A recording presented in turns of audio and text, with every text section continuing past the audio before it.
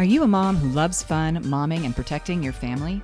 If you want to meet some of the most amazing people from all over the gun world and beyond, you are in the right place. Tune in for encouragement and sometimes just courage for moms and women just like you, who are curious about shooting but are intimidated or just don't know where to start. Welcome back to part 2 of Ginny Thrasher's Olympic gold story. Let's jump back in. And I actually want to ask you specifically about your Olympic experience. Sure. What was that like getting there? I'm sure you've been to dozens, if not hundreds of competitions in your entire life, but I'm guessing the Olympics was a totally different level. So how was it when you found out you were going, getting there? I just dying to know. Yeah. So we got to circle back a little bit.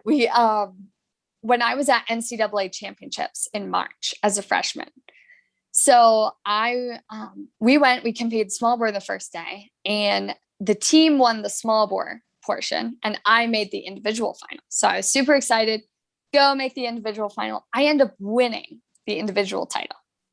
The next day we shoot the air rifle portion. The team ends up winning the air rifle portion. So we've won the combined team score, which is of course the goal, right? Right. And I make the air rifle individual final.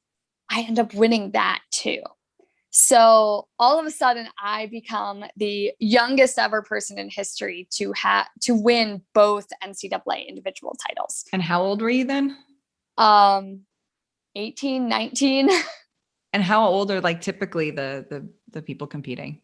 So you have to be in college. So I was a freshman in college. Yeah, okay. Exactly. So I was a freshman in college, and, I think maybe 5 people had done it before in history, and they were juniors or seniors or whatever. So, wow. Yeah. So that was an amazing experience. And that was kind of one of the culminating points of all the hard work I had done that year, and all of the culture of the West Virginia team I was on, and just really the support system, the amazing support system I had. So that was the goal. I wasn't even thinking about the Olympics or really about Olympic trials. I was thinking about NCAAs.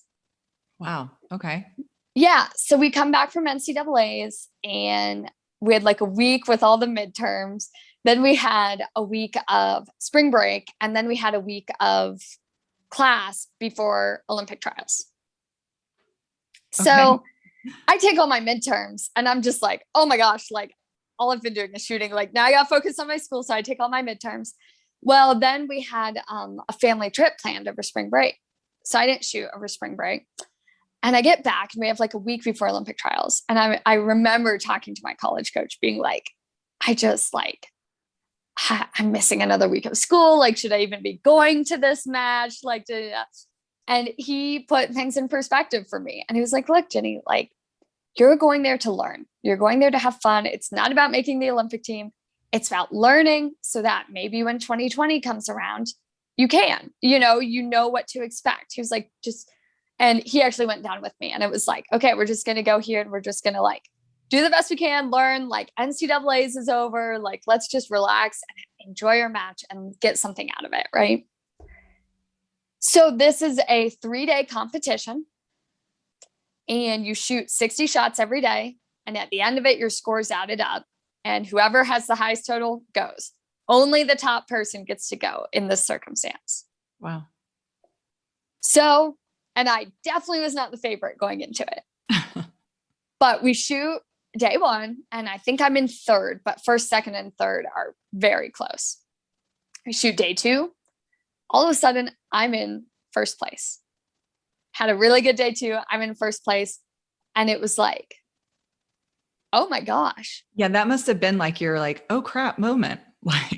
It kind of was. That was the first time. I don't want to say it was the first time the Olympics had entered my mind, but it kind of was. I wasn't ever really shooting for the Olympics. But that was the first time I was wait, I could be an Olympian right now.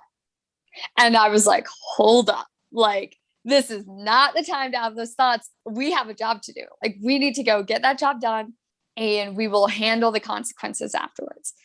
So I went into the 3rd day, and obviously it was a tough day to shoot, but I shot very well. And I remember taking my last shot. And when you're shooting, you can't see really other people's scores. Which is merciful. I think that would psych you out, right? it's good and bad because you finish shooting and you don't know where you're at. Okay. Right. So, I finished my last shot. I have no idea, did I make it or not? I had a good lead going in, but maybe somebody shot a world record and I'm out and all these things, but I shot a good match and, put my gun back on the stand. And about 30 seconds after I finished taking my last shot, everybody started clapping. And that's when I knew. I was like, oh my God, like I won. Like they were behind me, like they are clapping for me because I won and I'm going to the Olympics. So I came off the line and that's what happened. Like I won and was going to the Olympics. So I was 19. And from that moment onward, I spent the entire summer just like a new country every other week and training camps and World Cups and, just completely obsessed with shooting and just on that kind of like, wild preparation grind. So yeah, that was April 1st. And then, first week of August, I was on the podium. Wow. So that must have been just like a super intense paradigm shift for you. Just like, this is something I really enjoy and I like doing it in the NCAA and I'm going to college. And now you're like, and now I'm an Olympian. Like, I feel like that's like, I mean, not a complete left turn, but I feel like that's a huge paradigm shift for somebody that's 19. I wouldn't say that was the shift because a lot, our college system is very robust. So it is not uncommon every year for a few collegiate athletes to make the Olympic team. So I wouldn't say that was the shift. I think the shift actually came. So obviously I'm going around to all these different countries. I'm shooting really well. I'm having lots of fun. Go to the Olympics. And at the Olympics, especially in shooting, anything could happen. I mean, you could run the match 10 different days and have 10 different winners. Like that's how much of a day-to-day variation there is. Right. So on the very first day when I shot air rifle, I remember finishing shooting and coming off the line. And I looked my coach and I hadn't seen the scores at this time. But I looked my coach, the national coach, in the eyes and I was like, well, we'll get him in small bore. I'm going to make that final in small bore. He's like, what are you talking about? You made it in air rifle. And I was like, what? Like, no, I didn't. Like, cause I didn't think I had shot well enough. Wow. But it's all that day, who shoots what that day. And my score for that day was good enough. So he's like, no, we got a final to get ready for. And I was like, oh, okay. So got ready for the final. This is a really fun fact. I think you'll like it. So the top 8 women in the world made this final, right? Wow. Okay. I was the youngest at 19. That is so cool. Can you guess what the average age of these 8 females were? I'm going to go mid-20s, maybe? 31. Wow. 31. So you were like the baby. Definitely. So, well, there's just a huge longevity to the sport in a really positive way. There's just a huge, as you gain experience, as your mental skills grow, you can, and there's always young people that do very well, right? But there's definitely people that can go be really good in the world for not just one Olympic cycle, but 2 or 3 Olympic cycles, which is really cool for me now as more of a veteran than the baby. So to get to know that. And so anyway, I shoot air rifle, shoot the final. And it was one of those things where it was a textbook final. It was, if you looked like ideal air rifle final in a textbook, like that would pop up because it was just consistent and strong and just calm, cool, and collected. Right. So I remember going into my last shot, all I needed to do was shoot a 10 and I would win. Like mathematically, there would be no chance. And I remember just thinking to myself, just shoot a 10, just shoot a 10, and I took the shot. And before I even looked at the score, I knew it was a 10. I just can remember like this big sigh of just like, relief and happiness and pride and all of these emotions wrapped up into one. And then I can remember, turning around and like waving at my family, at my parents in the audience. And yeah, one of those things that did not sink in for a long time, but that was the shift. It wasn't from NCAA collegiate athlete to Olympian. It was from NCAA collegiate athlete to Olympic champion. Wow. That is so cool. I mean, I just love like that story and like your passion for it and just how you're like, it's mindset and you just had it and you're like, you know what? This is what I'm going to do. I'm going to shoot that 10 and I'm going to win this thing. Like that is so cool. And I think that's going to translate so well into all aspects of your life, like that mindset, that focus, that passion. So I have to ask like, well, one, like, so post-Olympic, how did that like go down? Like, I'm guessing like you went home and I'm guessing your friends all knew, they were all watching. Like, how did that happen? And kind of like, did you have any different perspective or Yeah. So the day after I left the Olympics, I started my sophomore year of college, and ESPN sent a camera crew to follow me around that day. And my life has not been the same since. Not to be dramatic, but I definitely became in Morgantown, West Virginia, which is a college town. I kind of became one of, if not the most famous person on campus that year. And it was really, it was a lot for little introverted me to take in. But also very humbling, to see the community behind me and to, be stopped in the street and say, I was here when you won your gold medal. Like, just really, it hard in a lot of ways, to be honest, a hard adjustment, but humbling because I kind of realized what impact I could have on people. And I already had on people. And in a positive way, it really forced me to be like, okay, my actions matter. I can't just go around doing whatever I want now. Like my actions matter, and there are people watching, not in like a negative way, in a way of like, this is an opportunity, right? I think it did take me a long time to fully embrace that role. However, just because I think my freshman year, I mean, that was the year that any athlete dreams of, right? Yeah. To go to NCAAs, to win everything, to go to every match that summer in every country and win everything, to go to the Olympics. And I mean, it was the year, right? And the year ended because all great years end, right? And it doesn't mean there won't be more great years, but the year ended. And I think I spent a lot of my sophomore year just wishing I was back in that year and trying to turn back the clock to make sure I was back in that year. But you can't, right? I've changed. The circumstances have changed. It's a new year. So until I truly embrace that, I really struggled. So I went to my last 3 years of college, and, we went to more NCAAs and we won more titles, and I went every summer on the international circuit and I shot different matches and traveled all over the world. I got my degree in biomedical engineering. So I'm getting this theme that you're kind of an underachiever. Is that, is that right? Yep. Just kind of low down, reading. Like, I figured it would be like underwater basket weaving, but okay, fine. If you want to go with like something easy, like biomechanics, whatever. All right. Yeah, you're reading the room correctly.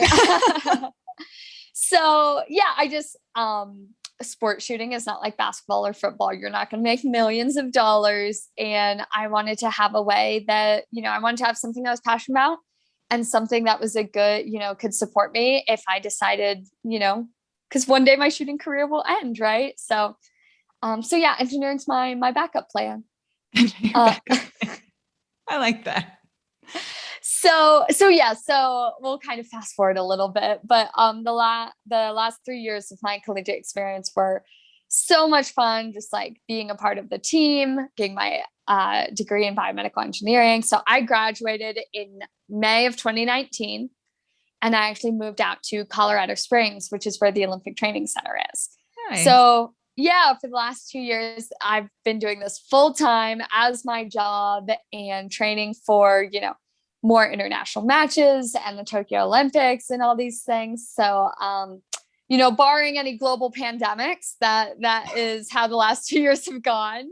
And actually we just finished up our last part of Olympic trials last month. And I actually came in third place, which means I'm the non-traveling alternate for Tokyo, which is of course tough because nobody wants to be the non-traveling alternate, right? They want to be the traveling person. So, so what does the non-traveling mean? Like you stay unless somebody drops out or yes. Okay. So I'll stay and train. And unless something happens, like an injury, something unexpected, just prepare to step in if needed. And knock on wood, hopefully it's not needed. We have some great athletes representing our country in Tokyo. So, but yeah, so that's been kind of what's been happening in the last 2 years is kind of the run up to Tokyo and trying to qualify for that. Of course, our qualifications were supposed to happen in, October of 2019 and not May of 2021, but here we are.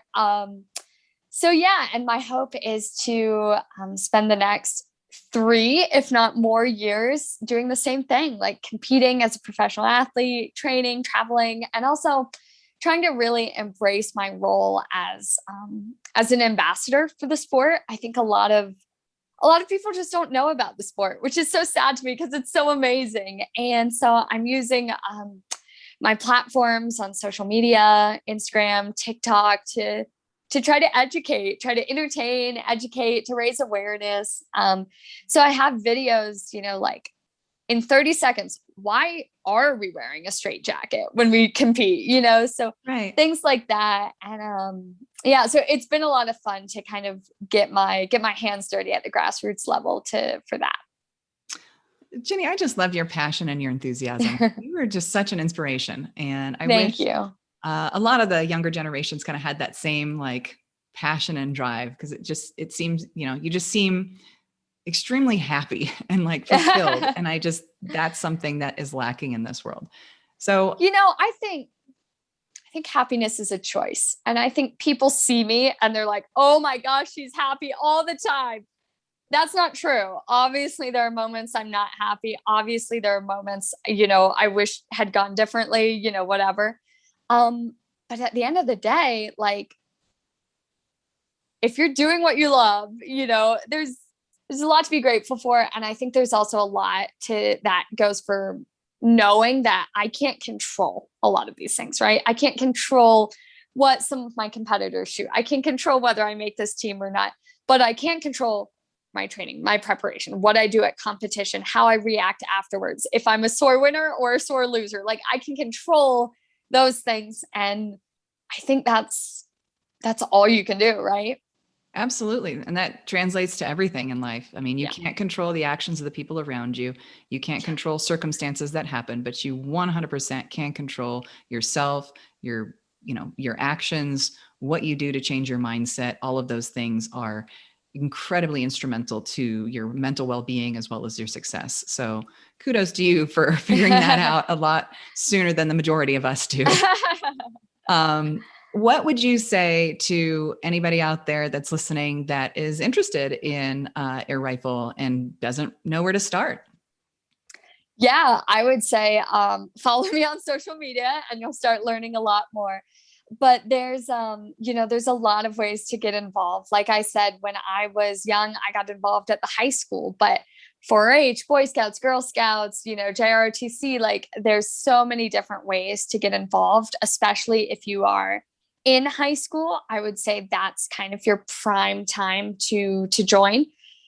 And getting recruited to a college team, going and shooting in college is such a formative. I just think that's so formative. And even if you never touch a gun a day in your life after shooting in college, like I genuinely believe it's going to have a positive impact on everyone.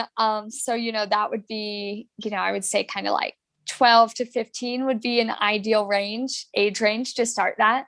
Of course, this is a sport for anyone at every level. So, if you're 60 and you're listening to me and you're like, that sounds really fun, like I should try that. Like, I would say don't get obsessed with becoming an Olympian, because that may or probably won't happen, but that doesn't take anything away from the journey, right? Like people do things all the time simply because they love them, and they don't need any more than that. And that's what I strive to do for myself. Obviously, it's really hard. It's hard not to get caught up in like the medals and the outcomes. And like, I think you can still want them. You can want to win. I'm very competitive. I want to win. But you can also know, like, at the end of the day, I started the sport because I love the sport. I love the challenge of it. I love how it makes me feel and how it changes my actions and the community I'm with, and that's enough reason to keep going no matter what. So I would say, truly a sport for any age. Awesome. I love it. Ginny, thank you so much for taking the time to share your story with us and just really be just a wonderful and inspiring person. I'm excited to follow you and kind of see what you do. And it sounds like you've got some amazing things planned in your life. And if and when, you decide, okay, I'm going to put shooting on the back burner and move into biomedical engineering, I'm sure you're going to do some incredible and amazing things. So thank you so much. I really appreciate it. Is there any last words you'd want to share before I say our farewells?